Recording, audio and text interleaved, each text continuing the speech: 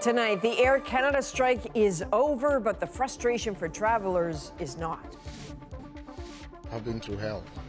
Yeah, it's that bad. Planes in the air, but many passengers could be grounded for days. We have no information, basically. The airline's response. We're profoundly sorry for the impact that this disruption has had. And the tentative deal with flight attendants that could shift the industry. Breaking tonight, 5 Canadian soldiers suspended. What we've just learned about a video that shows some doing the Nazi salute. And inflation is cooling, but not for food. It's absurd. It's ridiculous. How U.S. tariffs are jacking up your grocery bill. From CBC News, this is The National with Chief Correspondent Adrian Arsenault. Thanks for joining us. Air Canada flights are slowly resuming tonight after a tentative deal with the flight attendants union. The 3-day strike may be over, but the damage will last much longer. It could take 10 days before operations are back to regular service. CBC News has learned some specifics of the deal, including the key issue of ground pay, for which flight attendants will be partially compensated. Now, thousands of travelers are waiting to hear about rebookings and refunds, some still stranded far from home. Sarah Levitt begins our coverage with their frustration and the airline's response. There are finally some Air Canada planes back in the skies after a 3-day strike that left hundreds of flights grounded, but many passengers could be stranded for days. Are you ready? After taking home 15 awards at the Robo World Cup in South Korea, these kids couldn't wait to get back to Canada to celebrate. 5 days later, and many are still not home. It's not something like that. We are not 1, 2, or 3 people. We are kind of 40 people here, which is right now we are almost half. We send them, but the stress, the logistic management. Air Canada has now reached a tentative agreement with its flight attendants union, but members still have to ratify the deal. The contract dispute affected more than 500,000 passengers. The airline warns it could take another week to 10 days to get to full service. We've got 5,000 Air Canada coworkers mobilized to rebook our customers. We're offering rebookings both now in Air Canada that we're back in the air, as well as 120 other airlines, including our competitors. We're offering customers the ability to change their travel dates with no change fee for up to a year from now. And for those where it's appropriate, we're also offering refunds. But frustrated travelers say the reality is very different. Nothing is working. I've not seen a single passenger that has gone to reservation and succeeded to talk to somebody or have someone answered on the other side of the phone. I looked it up. There's a clause saying that they will rebook with another airline. I just waited in line for an hour and they told me they can't do that because Air Transit won't give them a good deal. And can't reach anybody, can't get any information online. Even travel agents are struggling to rebook passengers. Right now, we have special phone lines for agents, but I know that there's huge wait times, even for us. There are some, though, who have had success. This woman has been waiting for 5 days. At this point, we just got boarding passes to get to Vancouver, so fingers crossed. She, one of the lucky few who managed to get a flight. Air Canada says 15 to 20% of its 700 daily flights are now running. So, Sarah, passengers are entitled to some protections here. Yeah, and it's under the air passenger protection regulations. You can either get a refund or Air Canada to rebook you, but rebooking is limited. Air Canada is, after all, the largest airline in the country. And if you feel those rights weren't properly followed, you can file a complaint with the Canadian Transportation Agency. Just don't expect an answer quickly. They have a major backlog of complaints. All right, Sarah Levitt at the Montreal airport tonight. Thank you. Late tonight, Air Canada released a statement promising new support for passengers. The company says we will be introducing an exceptional policy tomorrow towards covering transportation expenses which customers may have incurred to get to their destination during this disruption. The airline doesn't say how much will be paid or who will qualify. Now, CBC News has some of the details of the tentative agreement, including how much flight attendants will be paid for their work before and after flights. Ali Chiasson takes us through the deal the airline is calling a new industry standard. The picketing is over, parked planes are starting to move again, and now the flight attendants on board will be paid for their work on the tarmac. Ground pay is settled. Our flight attendants will be compensated for their time on the ground. Until now, some 10,000 flight attendants weren't paid for the work they do before takeoff and after landing, a common practice in North America. We've set a new standard, and Air Canada flight attendants are leading the industry here. The union had initially wanted 100% compensation for ground work, but according to CBC News sources, Air Canada has agreed to pay flight attendants 50% of their hourly wage, increasing by 5% each year. CUPE didn't comment on the terms of the deal, only posting, "Unpaid work is over." We're very optimistic that it's worth taking a look at, and the free labor, free work will become a thing of the past. The ground pay portion of the tentative agreement is locked in.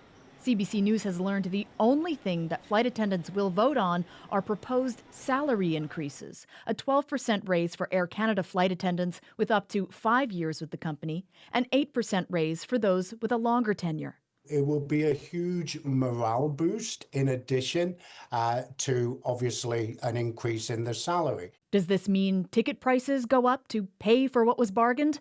This labor expert says, not exactly. Ultimately, the price you pay for anything is determined by what people are willing to pay. So in a market system, which we still live in, markets determine prices, not the costs of labor. Even after the grounded Air Canada flights are cleared for takeoff, there's another thing still up in the air. Will the other airlines have to pay the same compensation for their flight attendants?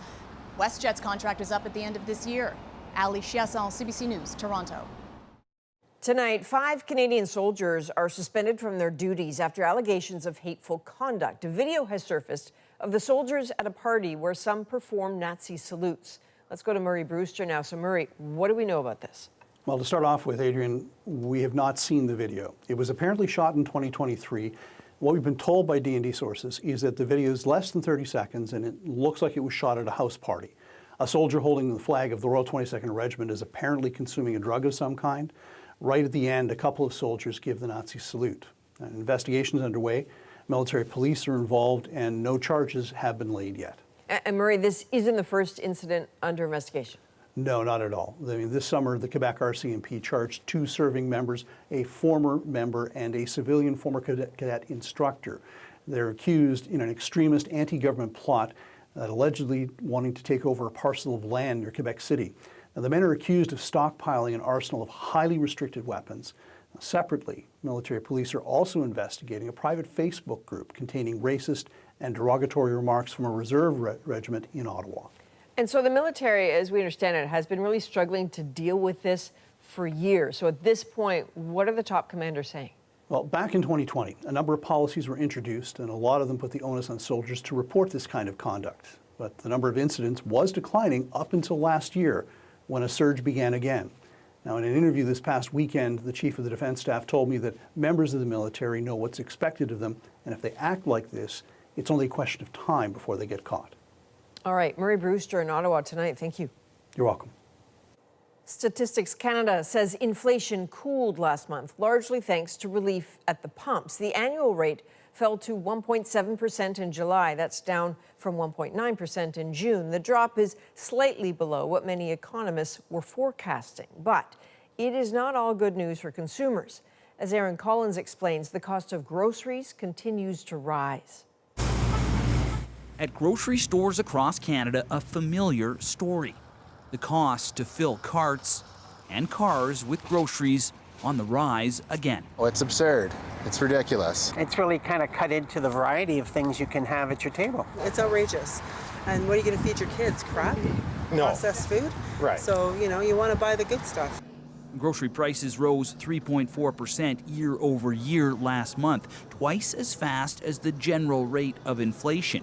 Food like fruit, chocolate, and coffee rising the most.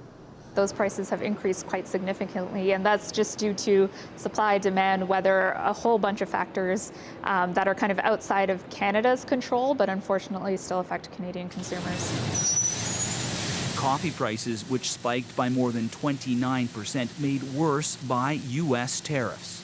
With the tariff situation on the countries, Brazil, for example, is a 50% tariff. it's just causing a lot of uncertainty. Those tariffs mostly hit prices in big stores where much of the coffee comes from the U.S., leveling the playing field for Canadian coffee roasters who don't import their beans from the States. Coffee prices are high in the supermarket, but could there be a silver lining for local roasters like yourself? Absolutely. What I see is it takes away any reason not to try specialty coffee. If lower priced coffee is the same price as specialty, now's the time to give it a chance. The good news, overall inflation has cooled, driven by lower gas prices after the consumer carbon tax was scrapped.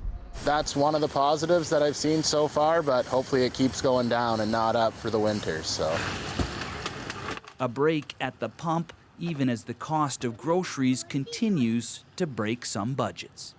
Aaron Collins, CBC News, Calgary. In Atlantic Canada, there's hope tonight that rain and cooler weather will help crews get the upper hand on wildfires that have plagued the region. There are 9 burning out of control across 3 provinces, while communities remain on alert, anxious about their homes. In Newfoundland and Labrador, wildfires have forced thousands to flee, and now the devastation is starting to come into focus. As Katie Nicholson shows us, the fires have not only destroyed homes, they have reshaped communities. What's going through your mind when you look out there and you look at the fire? It seems like it's knocked down a lot since it was yesterday. Lester Butt drove an hour to get a better look at the fire that's kept him out of his home for 2 weeks. For me, like hell. The Kingston Fire, the largest in Newfoundland and Labrador, destroyed more than 200 structures. More than 35 of them are in Small Point Adams Cove. Its mayor and deputy personally drove through to do proper damage assessments. There's more in our town that is burned than is left, really. When you look at it even just over the land, it's the town, I mean, will not be the same for years and years and years. Rain and cooler temperatures have helped firefighters, but evacuees are anxious to get home and see the damage for themselves. I know people are taking the last 2 days as positive news, and it is positive news. We're still not in a place where we can remove any evacuation alerts or evacuation orders. In New Brunswick, the Miramichi fire may be contained. The shock of this wildfire season is not. I've never seen conditions this dry in the East Coast. In Nova Scotia, words of caution as the weekend's rain dries off. The conditions are going to start to rise again to what we had last week. Also elevating Nova Scotia's risk of wildfire, the remnants of Hurricane Fiona. It's been a couple of years now since Hurricane Fiona came through. That created a lot of deadfall. It's still there and it's still fuel ready to combust. Climatologist Joel Finnis watched St. John's shatter heat records this summer.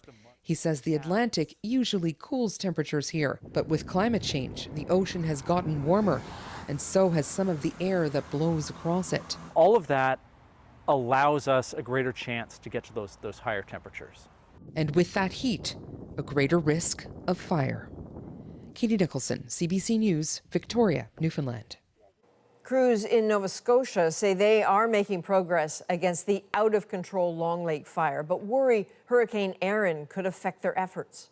Do anticipate that there could be a couple of challenging days in between now and likely Saturday and Sunday as things dry out, kind of continue to dry out through the week, winds shift. The Category 3 storm isn't expected to make landfall, but could bring strong winds to Canada's east coast over the weekend. New satellite images show Erin is getting bigger, prompting evacuation orders along the U.S. East Coast tonight. The storm could bring dangerous waves to parts of New Jersey and North Carolina. Well, the dynamics in the House of Commons are about to change. Conservative leader Pierre Poilievre cruised to victory in a by-election last night, sending him back to Ottawa. Marina von Stackelberg shows us a different tone ahead of his return to Parliament. Fresh off his big by-election win, Pierre Poilievre is heading back to the House of Commons for a second chance. To anyone who has been knocked down, but has got back up and kept on going, you haven't given up, so I won't give up. Poilievre easily won the Conservative stronghold of Battle River Crowfoot with more than 80% of the vote. It came after he lost his Ottawa seat this spring. Poilievre spent the summer hitting the barbecue and rodeo circuit in rural Alberta. Who's voting to stop the crime? It was a change from his big rallies during the federal election. In his victory speech, Poilievre signaled a new tone. Conservatives will fight to put Canada first, and we will work with anyone from any party. We continue to extend our hand to Mr. Carney and say that we want to work with any party. This is really the first step toward getting back in the saddle. Poilievre's former communications director says losing his seat had the Conservative leader getting back to basics. Going through that process, doing that hard work, talking to just regular people and earning their vote one by one, which is how he spent the majority of the by-election time. It is a humbling experience. Poilievre's next test is in January, when he faces a mandatory leadership review. Since he's been in the job, he's grown the Conservative base. No one has stepped forward to challenge him. Support appears solid. But it's not a guarantee, because you may have many loyal Conservative voters who said, hang on, you promised us a majority government. You said you were going to bring it home. What happened? Poilievre returns to Parliament in less than a month. He says he doesn't want to just oppose, but propose his own solutions. That will likely include a push for more resource and pipeline development, an end to Liberal climate policy, and a stronger stance on crime and immigration. Marina von Stackelberg, CBC News, Ottawa. CBC News senior political writer Aaron Wary joins us now. So, Aaron, the results are certainly in line with what was expected. Yeah, this isn't a shocking result by any means. Battle River Crowfoot is one of the safest ridings for a Conservative in this country. The party's candidate usually gets around 80% of the vote in every election since 2004. So this is basically what you would have expected. That said, a win obviously beats the alternative, and it also kind of maybe offsets some of the poorer polling numbers that Pierre Poilievre has seen over the last few months. And of course, the most important thing here is he has a seat in the House of Commons, and if he was to carry on as leader of the opposition, that's what he needed. And heading into the fall sitting, based on what you've seen and heard, what's your sense of what Canadians can expect from Poilievre? Yeah, look, we know Pierre Poilievre is very comfortable in the House of Commons. He's very comfortable in question period. And I think one of the first things to watch for is how he fares against Mark Carney, or perhaps how Mark Carney fares against him. But Pierre Poilievre's also talked about, not just opposing the government, but proposing real solutions. And I think that's the real next big thing to look for.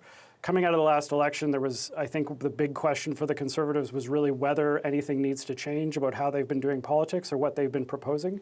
And I think this fall will be the first chance to really see whether they are going to make any changes or whether they have decided that actually, in the end analysis, not that much needs to change. All right, Aaron Wary in Ottawa tonight. Thank you. Thank you. Elizabeth May says she won't lead the Green Party into the next federal election. In an email to party members, May said she only intends to stay on as leader pending the results of an upcoming review, and added the party's council will then begin the process of choosing her successor. May is the only current Green Party MP and has led the party through 5 elections dating back to 2008. Well, the White House is offering more details about what the U.S. is willing and not willing to do to help secure Ukraine if there is a peace deal. U.S. boots will not be on the ground in Ukraine. What Trump says about that possible meeting between the presidents of Russia and Ukraine. Next. CBC News is in the occupied West Bank amidst a spike in violence. When you walked in here, what did you think? I was shocked, my wife, she started crying. Susan Ormiston speaks with one man who says Israeli settlers burnt his home. And a frantic search for lost wedding rings ends in a BC landfill. Like, what the odds? Like, I don't know. 1 in a million? 1 in a gazillion? The moment they found their diamonds in the dump. We're back in 2.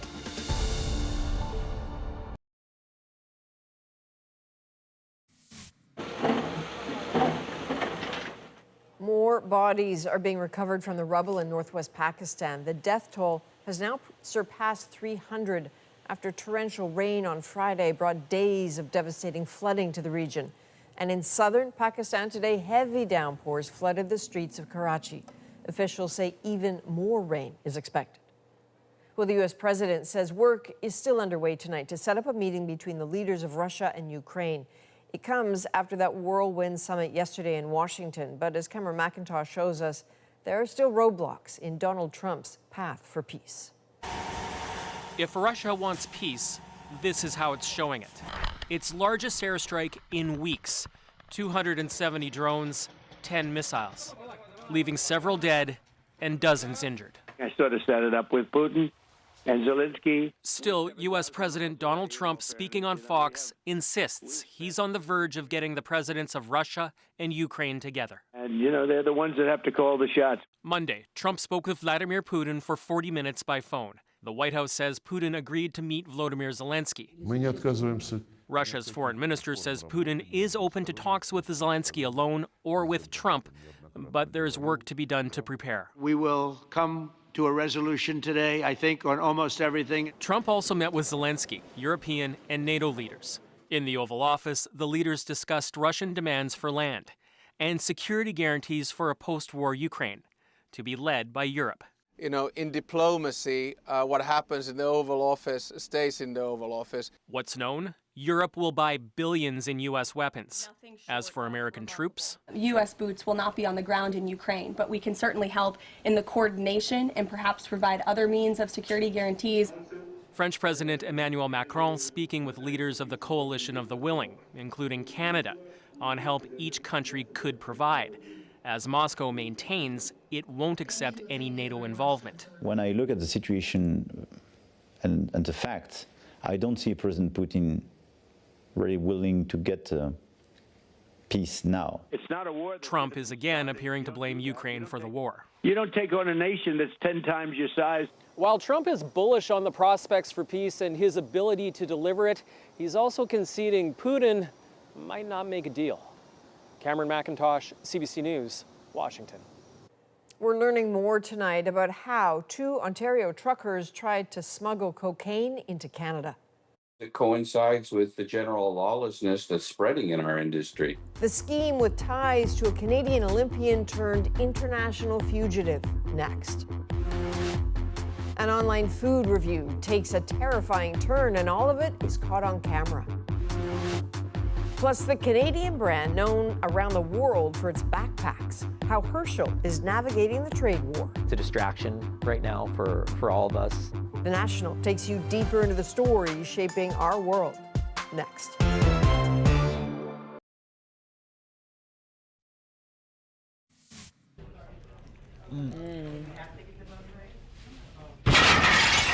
Well, that's horrifying, and it was a narrow escape for those food reviewers in Houston as they were filming. Clearly, that was an SUV that plowed into the restaurant window. The local reports say it appears to be an accident. The very good news, no one was seriously injured.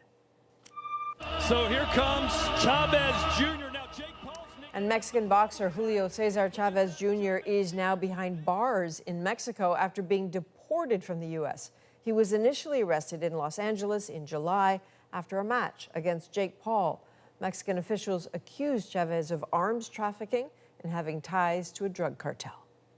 Well, CBC News has learned there's been an increase in the amount of cocaine seized at the border, hidden inside transport trucks, trying to be smuggled into Canada. As Thomas Daig explains, in one case linked to a high-profile fugitive, truckers used a secret compartment. They're a familiar sight on Canadian highways. Transport trucks are being used to help fuel a surge in drugs smuggled here across the U.S. border. We are seeing unprecedented amounts of cocaine coming into this country. CBC News analyzed all the busts in recent years Canada's border agency announced publicly. Our investigation finds a sharp rise in cocaine uncovered in commercial trucks. 1,100 kilograms so far this year. That's more than 1 ton and more than previous years. There's been an overproduction of cocaine in Colombia, which means that they have to move a lot more product. Indeed, the CBSA is reporting a flurry of seizures. In one bust in May, officers say they found $23 million worth of cocaine stashed in garbage bags and suitcases. It coincides with the general lawlessness that's spreading in our industry. One big seizure at the Blue Water Bridge linking Michigan to Ontario offers a glimpse into a smuggling scheme. Court documents show truckers used a hidden compartment to conceal cocaine bricks and carried the tools needed to access that hidden stash. 2 Canadians have now agreed to plead guilty in the conspiracy linked to former Olympian turned fugitive Ryan Wedding. 60 metric tons of cocaine per year and 5 metric tons of fentanyl per month moved through Los Angeles on its way to U.S. and Canadian cities. The trucking industry is demanding more inspections at the border to help address what it considers a crisis. We need Ottawa and the provinces in Washington to step in and bring law and order. According to police, more than 6,000 tons of cocaine have poured into Canada in less than a year, an amount officials describe as unprecedented. Thomas Daigle, CBC News, Toronto. Now it's time to break down the news shaping our world. Inspired by a small Saskatchewan town, Herschel is now a global brand. Being famous for something, I think, is a great foundation to build anything you want on top of it. The founding brothers share why they're more than just a backpack company. But first, They're breaking from here. Israeli settler attacks intensify in the occupied West Bank. More Palestinians are forced out of their homes as Israel accelerates new settlement plans. They're sending message to all the people, this land, we're going to take it and we're going to build settlements on this land. We'll take you inside a home scarred by violence. Susan Ormiston traveled to one community in the occupied West Bank where a difficult reality is unfolding as the UN cites a record rise in settler attacks. So this is the gate. I always lock it. Come in, please. This is like your summer home? It's a summer home, yeah. Wadi al-Kam built this place in the hills near Turmusaya for his family, a summer refuge, until now. They're breaking from here. He accuses extremist Israeli settlers of cutting through his fence. And after they get in here, okay, they came over here. Then heading for a back window. You can see here. Oh. All the flames came from this window. They throw the burning material from here inside. Al-Kam and his wife weren't here that night. When they did come 2 days later, they saw a first sign of trouble in red. And here. Part of it reads, "Revenge price tag, terror attack." Now I think we can go inside. But inside their home, a further shock. They throw the burning material from this open small spot where they done it, and they burn all the sofas, even the glass was melted. But all these sofas went up in flames. Yeah. When you walked in here, what did you think? I was shocked, you know. My wife, she started crying. I'm sure. Yeah. I love this place. He shudders, thinking they could have been in the home that night. He used to come twice a week. They're sending message to all the people through me that this land, we're going to take over it, and you're not supposed to come here. You're not supposed to build here.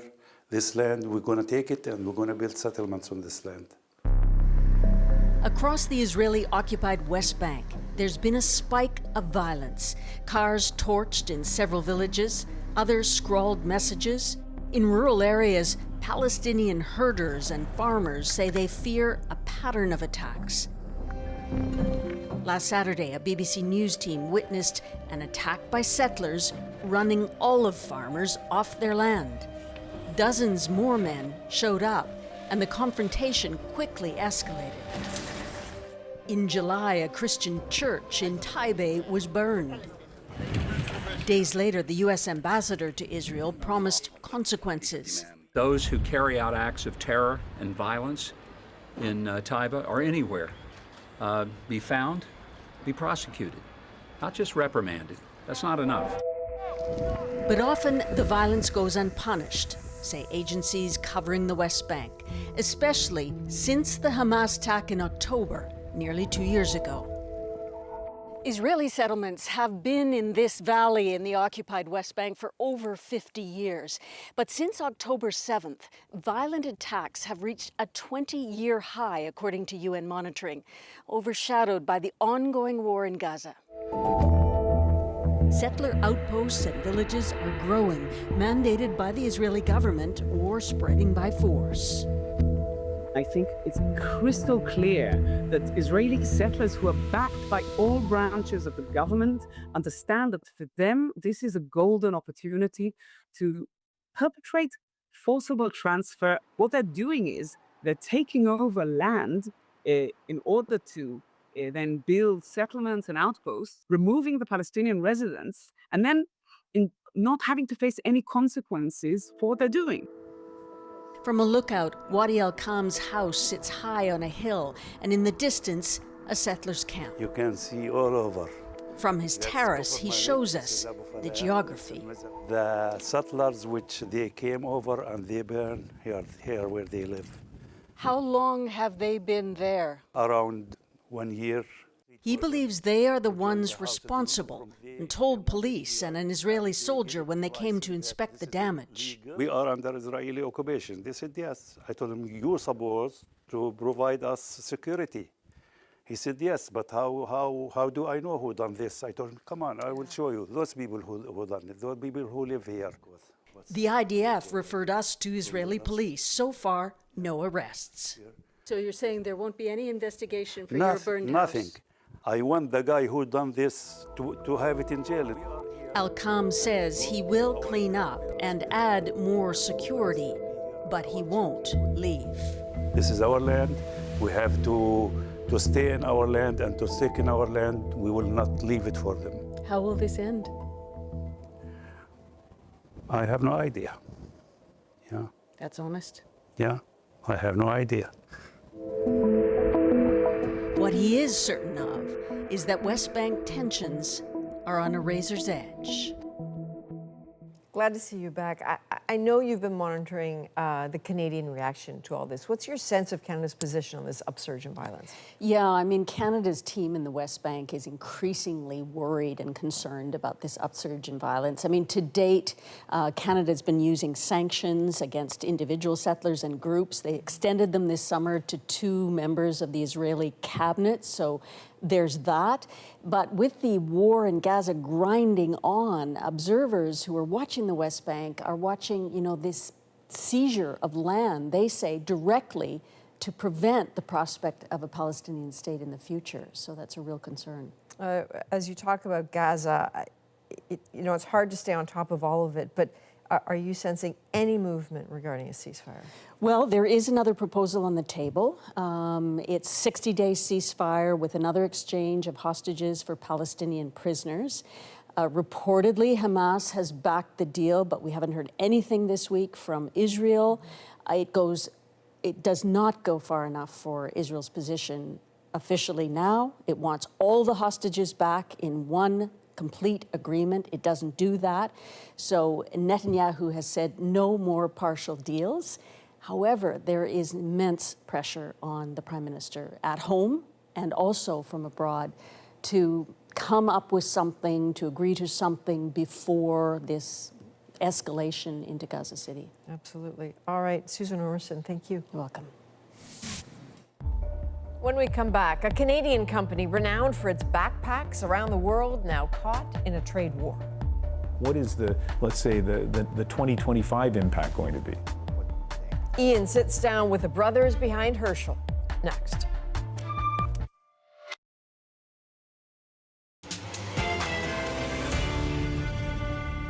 As U.S. tariffs take effect, more businesses worldwide are looking for creative ways to offset them. For Vancouver-based Herschel Supply, its strong global presence could be key. We can prioritize which countries are getting favorable trade deals from the U.S. and ship goods mainly from there. Ian sat down in the spring with the brothers behind the iconic Canadian brand to talk about the uncertain retail landscape and navigating those U.S. tariffs. We're set up really, really well. We're manufactured in a bunch of different countries of origin.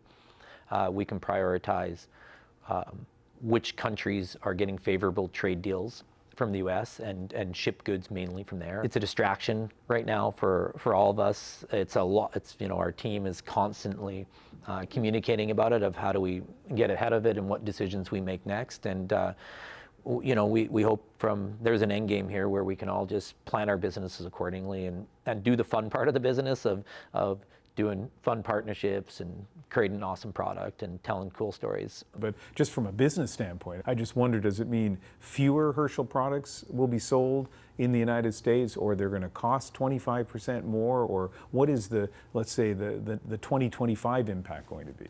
We've made the decision not to raise any prices, and that's really a benefit from our diversity of countries around the world. We'll have to make strategic decisions about the future, but you know, our 25 outlook is going to be hold and see and wait and see. I mean, uncertainty, I think, in life is a killer. In business, it's a killer. It's you know, we try with our team here to bring as much certainty to possible in any decision we make, because it's allows us to plan better, execute better all the time. So, yeah, I mean, it's a big distraction, and you know, it's a distraction for us and sort of every other brand. That we're not alone in this, and the sooner that we have clarity into what's happening, we can make longer-term decisions on what we need to do to act accordingly.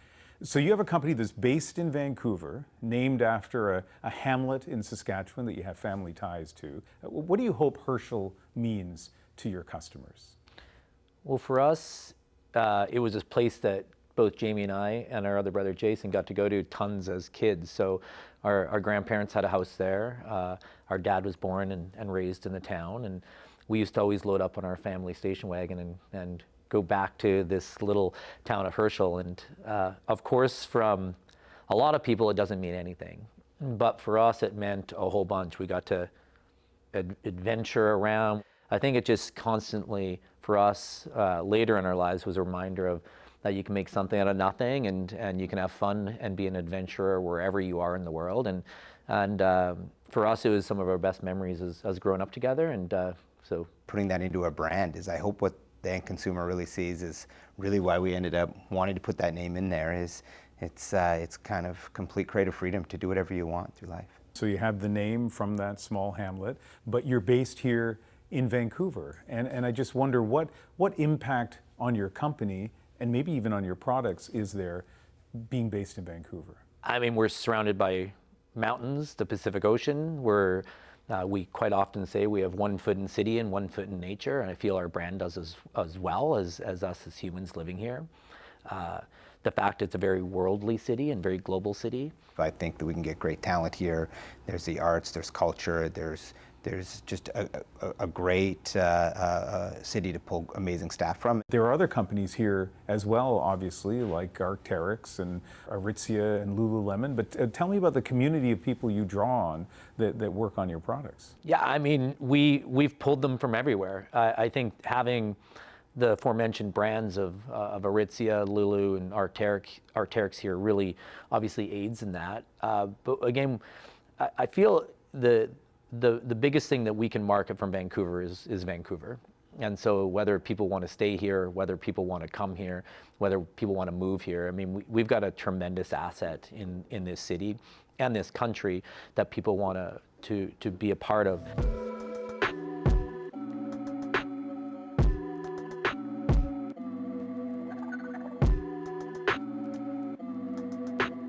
So here in Vancouver, you put together your bags, you design them. I mean, what happens inside this room? This is our prototype room where we would really do all our first protos, and really that is to see size, shape, how it's going to drape, feature sets, what's working, what's not. How do you know in East Vancouver what fabric or texture or color is going to be interesting to a customer in Finland or France in a year and a half? The nice thing about us is that obviously most companies working within lifestyle fashion are looking at trend boards and at sites, but for us I think it's intuition. You have to know your brand, you have to know your consumer, you have to always be looking in the future. We're working with a year and a half to 2 years into the future with all of our bags as we go to sell. So I think it's intuition, taste level, style, just trying to make sure we're being progressive, and there's also risk in that. But with that risk is where the excitement and you know, the payoff is too.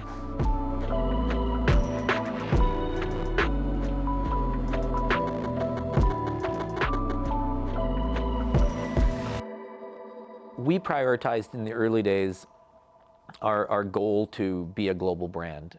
And one of the things that maybe was the catalyst for that was both Jamie and I were sales reps for years, and we had territories. And you sort of always knew the opportunity also existed outside your territory, but you had a border around where you were allowed to sell. And I do remember, and Jamie will probably butcher this, but I do remember like saying like, well, when we create a brand, like all of Earth is our territory. And I think you said something about it, don't forget about the moon, but like we can try to sell products there too. But the reality is. So there's a fair amount of swagger in that little exchange that you guys had. Yeah. Well, not a lot of people on the moon. I try to look for an addressable market size that, well, maybe there are people, we just haven't discovered them yet. Nothing wrong to be first. So. Are you all around the world? Country-wise today, there's 72. 72 countries, wow. You know, through about... Not in every country. Yeah, not in every country. Not on the moon yet. That's a lot of countries, though. Yeah. Yeah, I mean, so let's talk a little bit about bricks and mortar stores. Nordstrom's was one of your early champions. The Bay is another retailer that, you know, you guys had stores within. They're obviously, you know, not doing that anymore. How hard is it for you to find shelf space in Canada given what's going on in retail right now? I mean, it's dynamic. Those are two businesses that we could have had great relationships with. I think that as much as we're extremely, you know, sad to see it go, I think we're equally optimistic about what's yet to come. And you know, Herschel is in Canada is very, very well known. We have high brand awareness, and we have continued loyalty from Canadians. I think the advantage of being sold in 72 countries of the world means we have diversity in revenue, which helps us, you know, take these speed bumps and move on. A lot of people, when I mention Herschel to them, describe you as a backpack company. You're cool with that one-liner? I think it's the primary part of our business, but for me, we're so much more than that. But some brands don't become famous for anything, and being famous for something, I think, is a great foundation to build anything you want on top of it. So if people refer to us as a backpack brand, we're fine with it for sure, because we're famous for that. And again, being famous for something, I think as a brand is really, really important. All right. Great talking to you. Thank you very much. Pleasure. Thank you. Up next, one couple's search for their lost wedding rings ends in a bit of an unusual spot. And I'm like, well, I guess I'm going to the dump in the morning to see if I can find them. How they found their treasure in the trash in tonight's moment.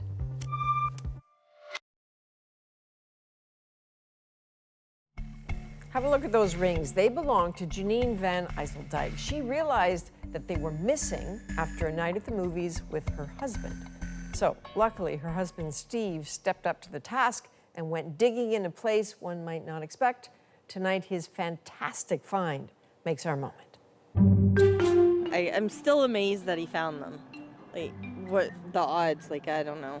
1 in a million, 1 in a gazillion. Janine had accidentally deposited her wedding rings into the compost. She asked me, she's like, where's my rings? I'm like, I don't know. When last did you see them on?